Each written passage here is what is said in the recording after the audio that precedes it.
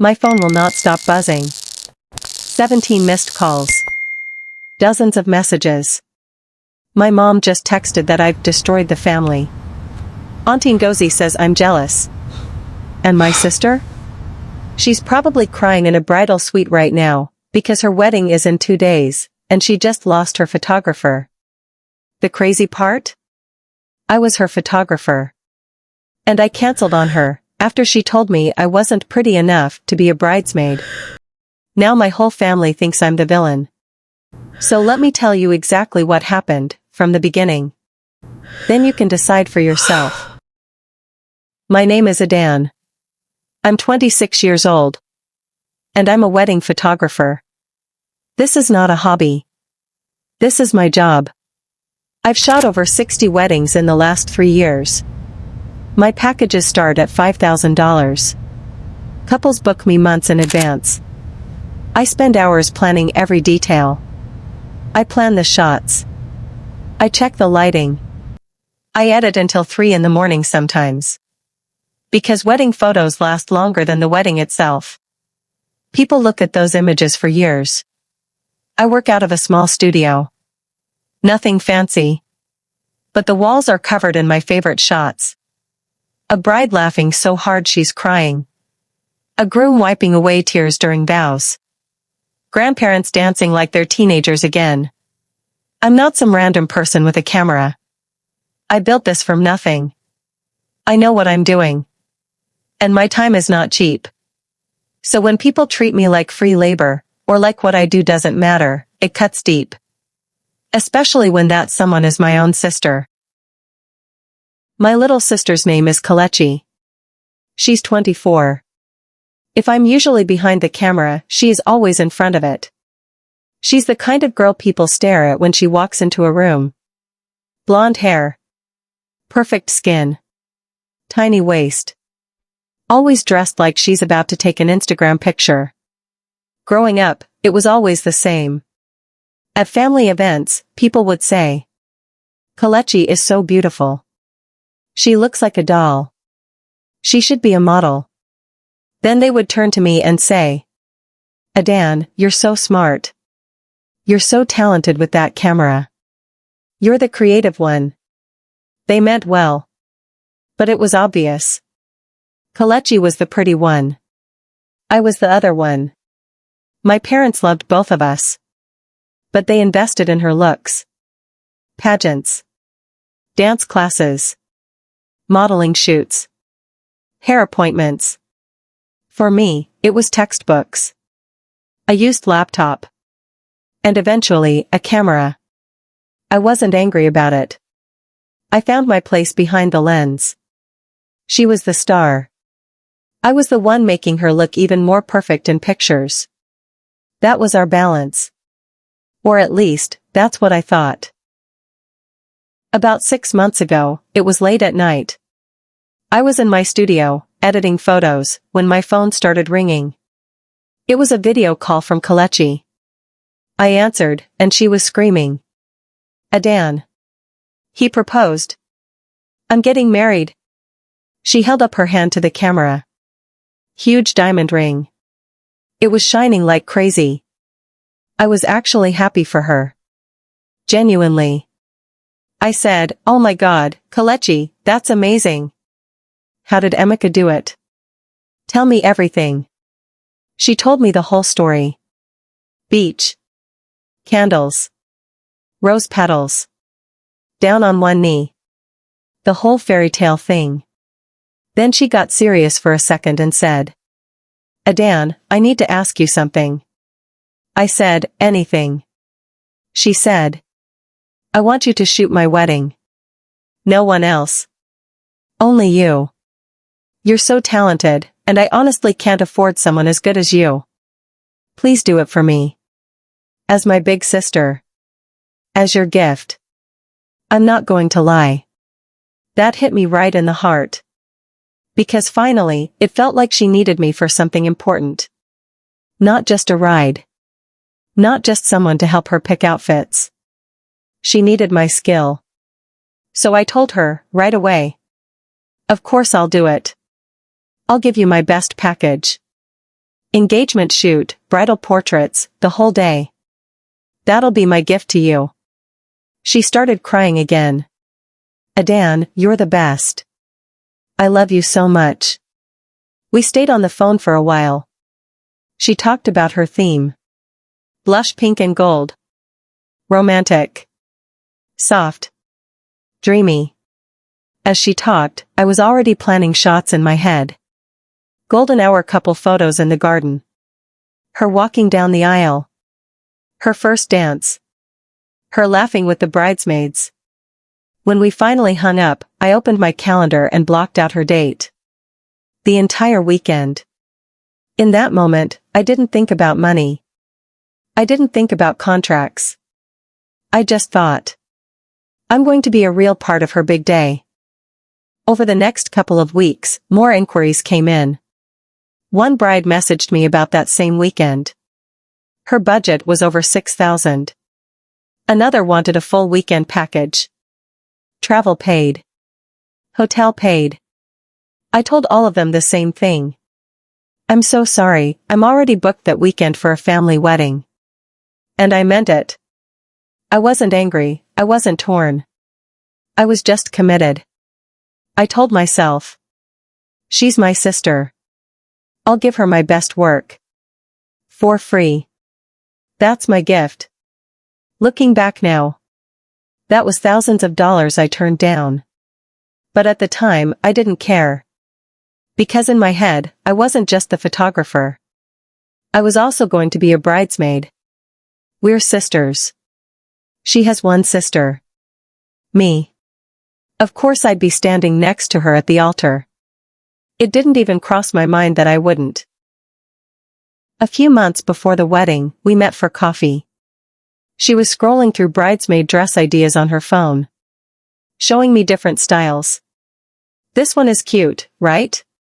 Long, blush pink dress. Soft fabric. Very Pinterest. I said, yeah, that's really pretty. I like that one. Then I asked, casually. So, how many bridesmaids are you having? She said, probably 6. Maybe 7. I don't know yet. I smiled and said, nice. What color should I start saving for, then? Got a budget, you know. For a second, her face changed. Just a flicker. Then she laughed. Oh, I haven't finalized everything yet. I'll let you know. I didn't push. I just said, cool. No rush. But that was the first little red flag. A couple of weeks later, we were on the phone. So, did you finalize your bridesmaids yet? I asked. She sighed dramatically. The bridal party is complicated. I'm still figuring it out. People have expectations. I don't want drama. I said, okay. Well, if you need help, I'm here. She replied, yeah, I know. I'll tell you when it's all set. There was another little twist in my stomach. But I brushed it off. I told myself she was just stressed. I didn't want to sound like I was begging for a spot. I'm her sister. Why would I have to beg? Then one day, I opened Instagram and saw her story. She was at brunch. Big table. Fancy restaurant. Mimosas. Laughter. The caption said, bridesmaids brunch with my girls 2 hearts. I counted the girls in the story. 6. I was not one of them. I stared at my screen for a moment. My heart sank a little. I tried to play it cool. I messaged her. Hey. Saw your bridesmaid brunch. Looked nice. Everything okay? I didn't get an invite, lol. She replied later. Oh, it was just a last-minute thing. Don't worry. We'll do something bigger later. I read that message and just sat there. Last minute. But somehow 6 other girls made it. But not me. Still, I kept making excuses for her in my head. She's busy. She's stressed. Maybe she's planning something else with me. I did not want to believe my own sister would plan her entire bridal party and leave me out. So I stayed quiet. I kept planning her photos. I kept my head down. And I kept working. 3 days before the wedding, I was sitting on my couch. It was evening. I had just finished editing a batch of photos. I made myself some tea. I was scrolling through Instagram, just trying to relax. The very first post on my feed was from Keletchi. It was a professional-looking photo. She was in the middle, wearing a white silk robe. Around her were 6 women in matching blush pink robes, holding champagne glasses, smiling like a magazine ad. The caption said, "Couldn't have chosen better girls to stand by my side on my big day, 2 hearts my angels." I looked at the faces. All of them looked similar. Slim. Mostly blonde or light brown hair. Full makeup. Very Instagram aesthetic. My name wasn't tagged. My face wasn't there. I swiped to the next picture. Same group. Different pose. This time, she listed their names. 6 names. Not mine. I just sat there. The room suddenly felt very quiet. The first thought in my head was, oh. She really did choose her bridesmaids. The second thought was, and I'm not one of them. I checked my messages. Nothing from her. No explanation. No, hey, can we talk about something? No warning. Just a public announcement that I, her only sister, was not standing next to her on her wedding day. I stared at the photo until my tea went cold. In that moment, something in my chest broke a little. But even then, I didn't want to assume the worst. I told myself, maybe there's a reason. Maybe she'll explain. Maybe it's a misunderstanding. So instead of blowing up her phone, I grabbed my keys. And I decided to ask her to her face. I drove over to her apartment that night. The whole drive there, my heart was pounding. Part of me hoped she would open the door and say, "Oh my God, Adan, I was going to tell you, you're my maid of honor, that post was just for my friends." Deep down, I think I knew that wasn't coming. But I still hoped.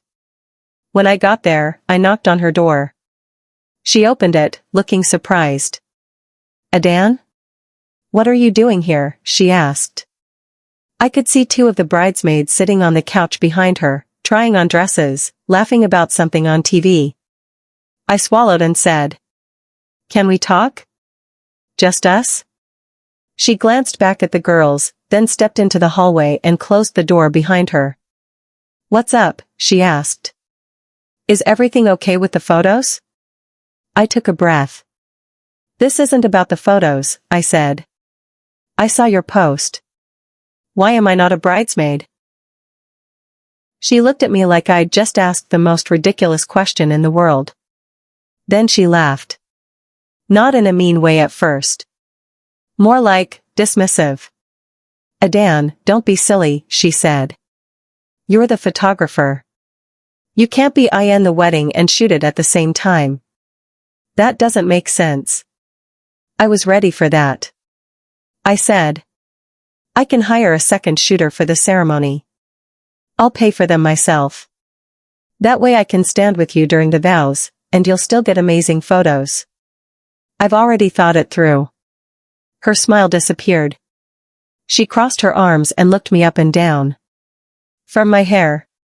To my body. To my shoes.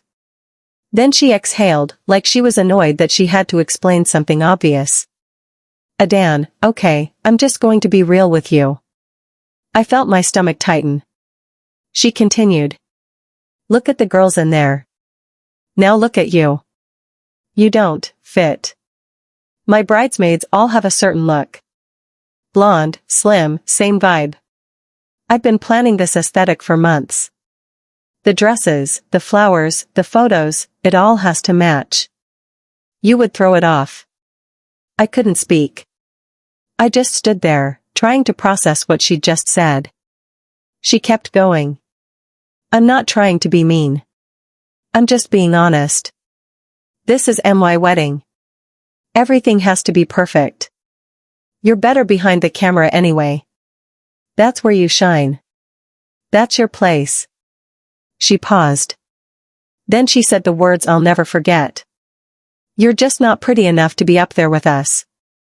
And that's okay. Not everyone is. But I can't have you messing up my photos. She reached out and patted my shoulder. Like she was comforting a child. Please don't make this into a big drama, she said. Just do what you're good at. Be the photographer. You should be grateful you're even this involved. I still couldn't say anything. If I opened my mouth, I knew I would either start crying or start screaming. So I just nodded once. Turned around. And walked away. She called after me. Adan, don't be like this. But I didn't stop. I got into my car. Closed the door. And sat in complete silence. I didn't drive right away. I just sat there in the parking lot, staring at the steering wheel. Replaying her words over and over in my head. You're not pretty enough. You don't fit. That's your place, behind the camera. You should be grateful. I thought about every family gathering growing up. Every time someone said, Keletchi is so beautiful. And then looked at me and said, You're so smart, Adan. I thought about how I turned down 3 paying clients. How I spent hours planning her wedding. How I was going to give her a $5,000 gift. For free. And she told me I should be grateful to even be involved. I sat there for maybe 20 minutes. Then I drove home. When I got home, I didn't cry right away. Sometimes the pain is too big for tears at first. I just lay in bed, staring at the ceiling. It was around midnight. Then 1 a.m. Then 2 a.m. I couldn't sleep. I kept hearing her voice. You're not pretty enough. You don't fit the aesthetic. That's your place. I thought about all the years I spent supporting her.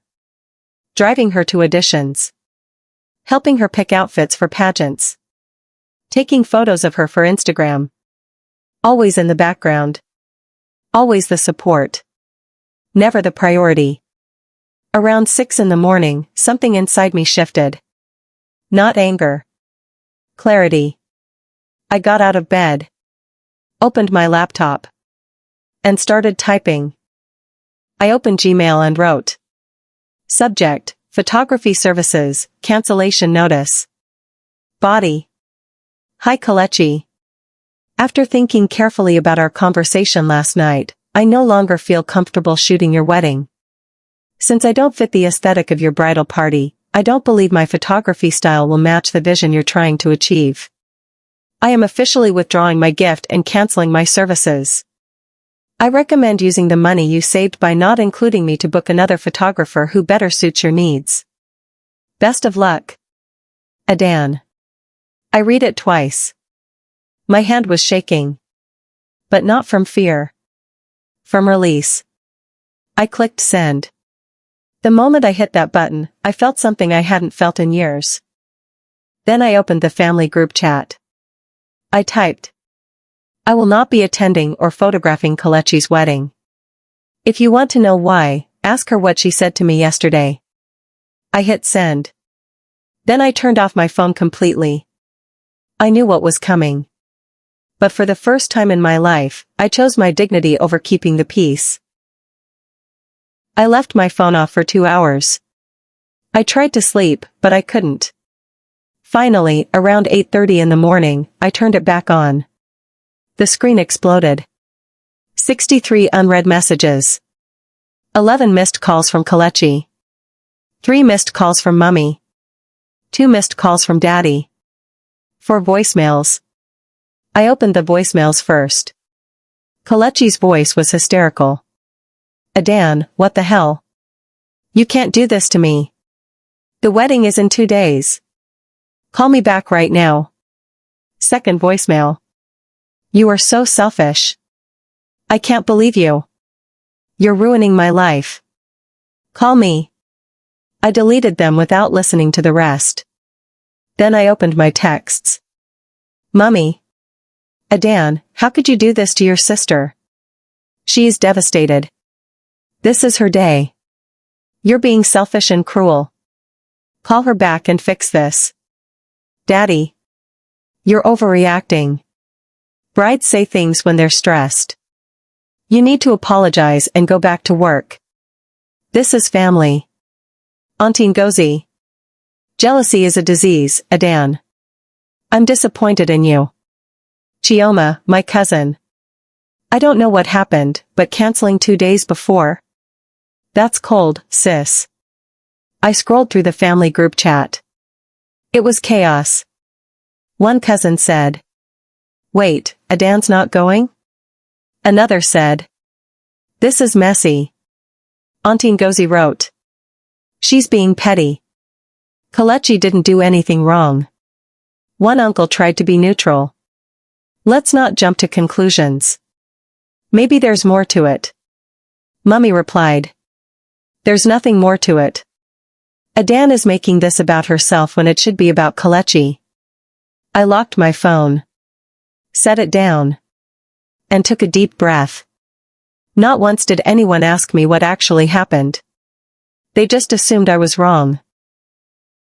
Over the next day, I heard through mutual friends what was happening on Keletchi's side. She tried calling 5 different photographers.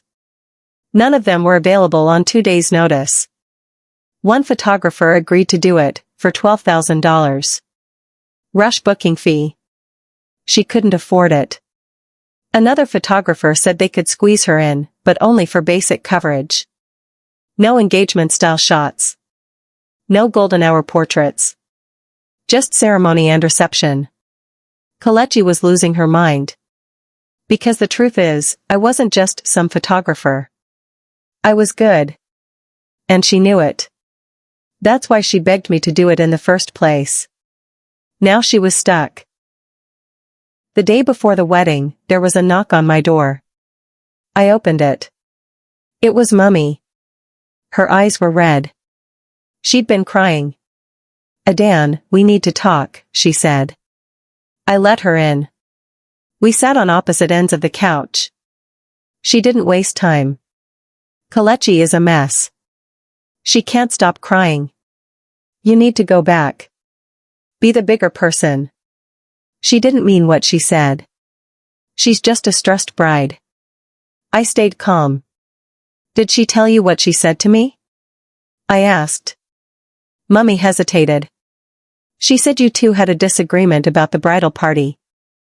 I shook my head. That's not what happened. Then tell me, she said. I took a breath. She told me I wasn't pretty enough to stand next to her. She said I would ruin her aesthetic. She said I should be grateful to even be involved. Mummy was quiet for a moment. Then she said.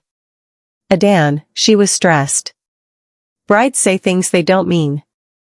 I looked her in the eye. So if I'm not pretty enough to stand beside her, why am I pretty enough to work for free? She didn't answer. I continued. If she had just said, Adan, I want my close friends as bridesmaids, I would have understood. But she didn't. She looked me in the eye and told me I wasn't good enough. And now you're asking me to pretend that didn't happen. Mummy stood up. This isn't about you, Adan. This is about her wedding. I said quietly. Exactly. It was never about me. I was just free labor. She looked at me like I'd just insulted her. If you don't show up tomorrow, you're making a choice. And the family won't forget it. Then she left. I sat there alone. And I realized something. In that moment, I wasn't a daughter to them. I was a tool. And when the tool refused to work, I became the villain. The morning of the wedding, my phone buzzed. One last message from Keletchi. I opened it. Fine. You win. I'm sorry for saying you weren't pretty. I was wrong. Now please come back and do the photos. I'm begging you. The wedding is today. I need you.